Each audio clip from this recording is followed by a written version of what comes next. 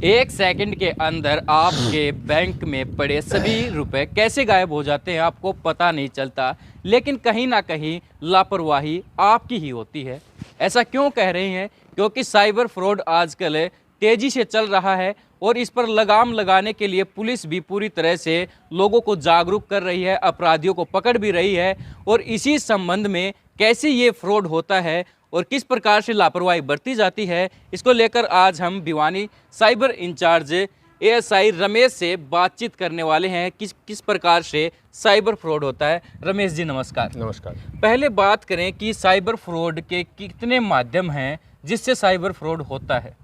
Cyber fraud जो भी हम ऑनलाइन ट्रांजैक्शन करते हैं या हम किसी भी मर्चेंट अकाउंट में पैसे रखते हैं, अपना किसी बैंक की ऐप से हम पैसे इधर से उधर करते हैं, कोई भी गेम खेलते हैं, या कहें कि हमारा जो ऑनलाइन पैसे का ट्रांजैक्शन फ्लो है वो किसी भी तरीके से हम करते हैं, तो वहाँ हमारे साथ फ्रॉड होने का चांसेस हैं आज के टाइम में।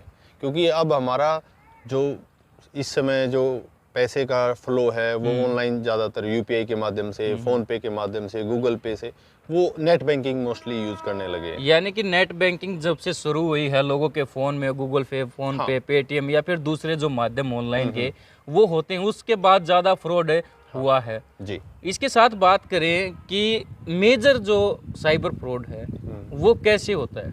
मेजर साइबर फ्रॉड वही बता रहा हूँ कि जो भी ये नेट बैंकिंग का दौर स्टार्ट हुआ है उसके बाद से ये स्टार्टिंग हो चुकी है कि आपका पैसा किसी भी समय बैंक से इधर से उधर हो जाता है, सिर्फ आपकी लापरवाही की वजह से। अब इसमें फर्स्ट हम लेके चलते हैं आधार का। आधार में सुविधा दे रखी है सरकार ने कि आप उदय की साइट पे जाके एम आधार इंस्टॉल करके आप अपने हाथों के जो अंगुल छाप हैं उनको हम बायोमेट्रिक बोलते हैं, उनको हम लॉक करके रखें। लेकिन अमूमन देखेंगे आप तो कोई भी आदमी अपने आधार के बायोमेट्रिक को लॉक नहीं रखता, क्योंकि अवेयरनेस नहीं है, उसको पता नहीं है कि इसका नुकसान क्या होगा। जबकि आधार अनेबल पेमेंट सिस्टम से 9,999 रुपये आप किसी भी टाइम में निकाल सकते हैं। आपके अकाउंट से कोई मैसेज नहीं जाएगा, बैंक की तरफ से आपके पास कोई इंटीमेशन नहीं आएगा, आपके पैसे निकलते रहेंगे। और हाल ही में पीछे कई जगह ऐसे मामले सामने आए थे, इवन हमारे पास भी कुछ मैटर आए थे लास्ट ईयर कि आधार से पेमेंट निकल गई। पता कब चला? जब वो बैंक में गए अपने पैसे लेने के लिए, तो बैंक ने बताया कि आपके अकाउंट से तो आधार के माध्यम से पैसे निकले हैं। अब उन्होंने कहा कि हमें तो निकाले नहीं, तो पैसे गए कैसे? उनके बायोमेट्रिक को किसी ने कहीं से कॉपी करके और आधार अनेबल एपीएस के माध्यम से वो पैसे निकल गए, क्योंकि उन्होंने बायोमेट्रिक लॉक नहीं कर सके। इसलिए हर व्यक्ति जो बैंक अकाउंट है जिसका और आधार से कनेक्टेड है वो अपने आधार के बायोमेट्रिक को लॉक करके रखे। वो कर कैसे सकता है? आधार की साइट है उदय, उस पे जाके और एम आधार ऐप इंस्टॉल करके। एम आधार ऐप इंस्टॉल करेंगे तो आप 5 घर के आधार को एक ही ऐप से कंट्रोल कर सकते हैं, उसके बायोमेट्रिक को लॉक कर सकते हैं, इवन आधार को भी लॉक करके रख सकते हैं कि आपकी आईडी को कोई भी उठा नहीं सकता, वो जब तक आप अपने फ़ोन से ओटीपी नहीं देंगे। बिल्कुल, अगर आपके पास आधार, क्योंकि हर नागरिक के पास आधार कार्ड है, तो ऐसा ना सोचे कि सिर्फ आप यूपीआई के माध्यम से पेमेंट करते, आपको फ़ोन के कोड पता है तो आपकी पेमेंट नहीं होगी। ऐसा नहीं है, आधार कार्ड से भी फ्रॉड हो रहा है। बात करें किसानों की, जो किसानों के साथ भी लगातार फ्रॉड हो रहा है, वो कैसे होता है और उससे कैसे बचा जा सकता है? अब लास्ट टाइम किसानों के साथ ऐसे ही हुआ था कि कहीं से खाद लेने गया, फिर बताते हैं जी लास्ट टाइम मैंने खाद फलानी जगह से खाद लिया था, वहाँ अंगूठा टिकाया था और उसके बाद से मेरे अकाउंट से पैसे निकल गए। अब किसान से कोई भी ओटीपी पूछ लेता है, वो अवेयरनेस है नहीं उनके पास। आपकी मैं फसल है उसको ऑनलाइन कर रहा हूँ, आप ओटीपी बताइए, आपके बाजरे की फसल है वो मैं ऑनलाइन करने जा रहा हूँ, सॉरी।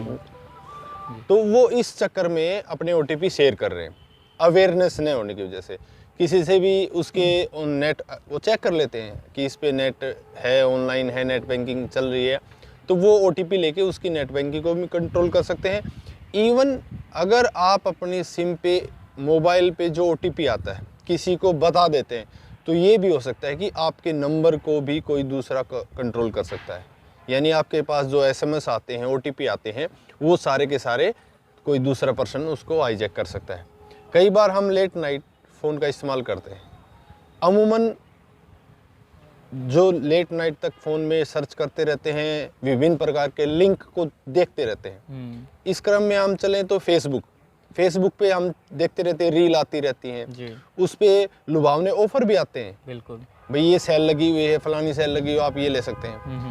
आप ये देखोगे कि कई आदमी जो आमने सामने मोबाइल दुकान से लेना नहीं खरीदते, वो सोशल मीडिया पे जाके बोला आईफोन सस्ता मिल रहा था, बाइक सस्ती मिल रही थी, फौजी ने डाली हुई थी, एक आईडी मिल गई आपको, वो फौजी थोड़ी हो गया उससे। बिल्कुल। आप उसका, जब आपको पता नहीं, एक आदमी 50,000 की चीज़ को 10,000 में बेच रहा है, तो आप वहीं समझिए ये एक चक्कर है, फंसाने का जाल है, लोभ के चक्कर में इस जाल में फंस जाते हैं। तो ऐसे मामलों में हमें कभी भी किसी को ओटीपी नहीं बताना। दूसरा, कोई भी ऐसा लिंक जो लुभावना लग रहा है आपको, वो खोल के नहीं देखना, क्योंकि ऐसे ऐसे लिंक हैं, अगर आपके फ़ोन में इंस्टॉल हो गए तो आपसे पूछने की ज़रूरत नहीं है, आपके फ़ोन को कंप्लीट कंट्रोल करेंगे, आप क्या कर रहे हैं, आपके कैमरे को भी कंट्रोल कर सकते हैं, आपके ऑडियो को भी, और आपके फ़ोन में जितने पासवर्ड हैं उनको भी कंट्रोल कर सकते हैं। तो ऐसी चीज़ों से बचना है। इसके अलावा जो अब हाल ही में जो क्रम चला था साइबर फ्रॉड का, कि मेरी आईडी हैक होगी, इवन मेरे जो जितने कॉन्टेक्ट हैं फ़ोन के, उनके पास मैसेज जा रहे हैं कि ये फलाने ने ना मेरे पैसे नहीं दिए और ये इसकी ये फ़ोटो है मेरे पास, वो यानी आपकी फ़ोन की फ़ोटो भी उठा लेते हैं और उसके बाद वो आपके कॉन्टेक्ट को भेजते हैं असली उसमें एडिट करके। अब वो कमी कहाँ से है, क्या गलती हुई कि उसने मेरे कॉन्टेक्ट उठाए, मेरे फ़ोन की फ़ोटो उठाई?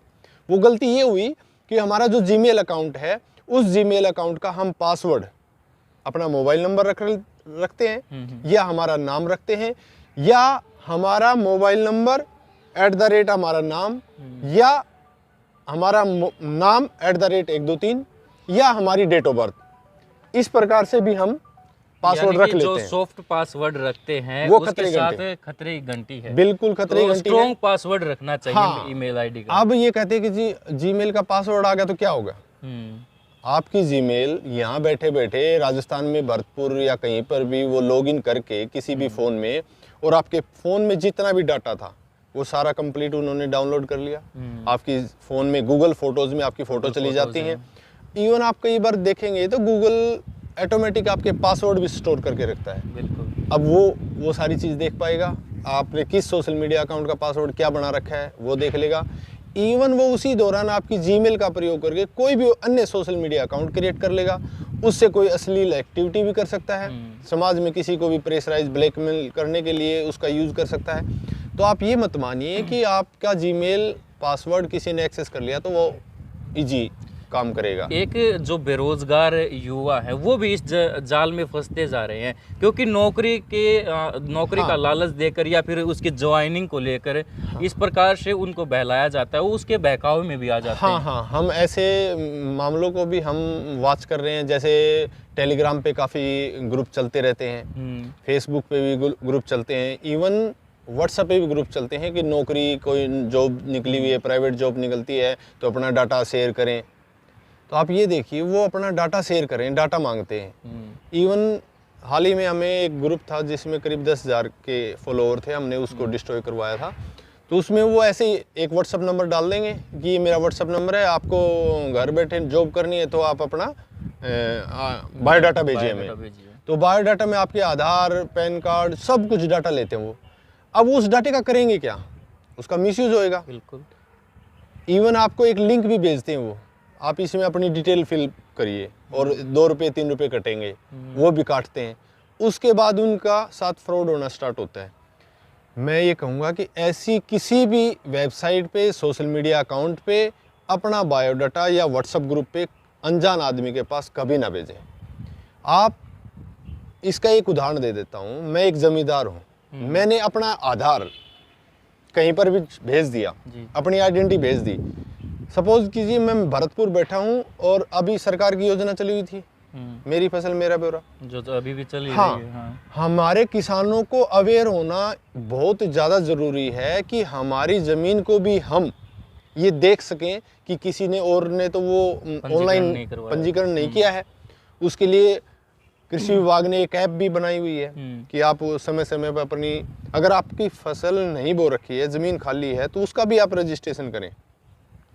वो बंदा क्या करेगा, अब उस आधार से अपनी एंट्री करके, मतलब अपनी एंट्री एज ए फार्मर, किसान का किसी से अब गांव में फ़ोन किया, जी मैं आपकी ऑनलाइन कर रहा हूँ, एक किसान से एंट्री की, और उसके बाद जिसके भी आधार कार्ड है। ताज़ा उदाहरण भिवानी का ही है, क्योंकि जो बाजरे की फसल थी उसके जो भावांतर भरपाई योजना के तहत सरकार खाते में जो पैसा डालती है उसमें काफ़ी ये लंबा फ्रॉड आया था, और किसानों पर भी ये मुकदमे दर्ज हुए थे। हालांकि किसानों की कोई गलती नहीं थी, किसानों पे दर्ज नहीं हुए थे, ये वो लोग हैं जिन्होंने गलतियां की थी, लोभ में आके। रोनात गांव में कुछ किसान थे, उन्होंने ऐसा ही किया था, लेकिन उनकी गलती नहीं थी, वो किसी ने बहकाव में कि हाँ मैं आपके खाते में 20,000 रुपये डलवा रहा हूँ, और वापस वो निकाल के ले गया था। ऐसा कुछ मामला अभी सामने आया था। और फिलहाल और बात करें तो फिर जो एक एनीडेक्स है, जिससे हम अपने फ़ोन को या फिर एनीडेक्स है, टीमवीवर है, आपके पास कॉल सब, इसका यूज़ कहाँ करते हैं? आप सपोज करिए किसी भी सोशल मीडिया अकाउंट से आप कोई शॉपिंग कर रहे हैं, या कोई मर्चेंट अकाउंट है, फ़ोन पे, गूगल पे, आप किसी के पास पैसा भेज रहे हैं, वो जा नहीं रहा है, यानी आपको कहीं कोई प्रॉब्लम क्रिएट हुई तो आपको हेल्प चाहिए। हेल्प पे क्या करोगे, आप गूगल पे जाओगे, हेल्पलाइन नंबर सर्च मारा, तो जैसे ही हेल्पलाइन नंबर सर्च मारते हो तो ये जो ठग हैं ये गूगल में टॉप में अपना नंबर सेट करके रखे हुए हैं, और हम जल्दबाजी में उसको डीपली वॉच नहीं करते कि इसके बारे में लिखा क्या हुआ नीचे, क्योंकि उसके अंदर स्पैम रिपोर्ट भी मिलेंगी। अब वो नंबर उठाएंगे, हम कॉल मिलाएंगे, जी मेरे को ये परेशानी है, वो बोलेगा हाँ मैं अभी 5 मिनट में कर देता हूँ। आप है ना, एक टीमवीवर ऐप है या एनीडेक्स है, एक और ऐप है, उसका नाम ध्यान नहीं आ रहा, मतलब इस प्रकार की, यानी आप ये मान के चले, ये जो कॉल करके ये कहता है ना कि आप ये ऐप इंस्टॉल कर लीजिए और इसमें एक 9 डिजिट की एक कोड है, वो हमें बताइए, आईडी बोलते हैं उसको, वो आपको फंसाने के लिए तैयार है। यानी कि वो आपका फोन है तो उसका पूरा उसका कंट्रोल, यानी मिल उसका जाता कंट्रोल है। आप अगर उसको आपके पास मैसेज आएगा तो वो उसको दिखेगा, यानी कि एक स्क्रीन से दूसरी स्क्रीन पर जाना, तो वो ये दिखेगा नहीं, वो ऐप से आपके फोन को अपने कंट्रोल में ले रखा, लेकिन आप देख पाएंगे वो सब कुछ, वो सब कुछ कर रहा होता है, सब कुछ करेगा आपके फोन में। सिर्फ आपसे पासवर्ड एक बार डलवाएगा, ऑनलाइन ट्रांजैक्शन एक बार इसमें पासवर्ड फिल करिए, देन आपका फ़ोन सारा कंप्लीट उसके कंट्रोल में, आपका डाटा भी चोरी करेगा, आपके फ़ोन में ऑनलाइन ट्रांजैक्शन भी कर सकता है।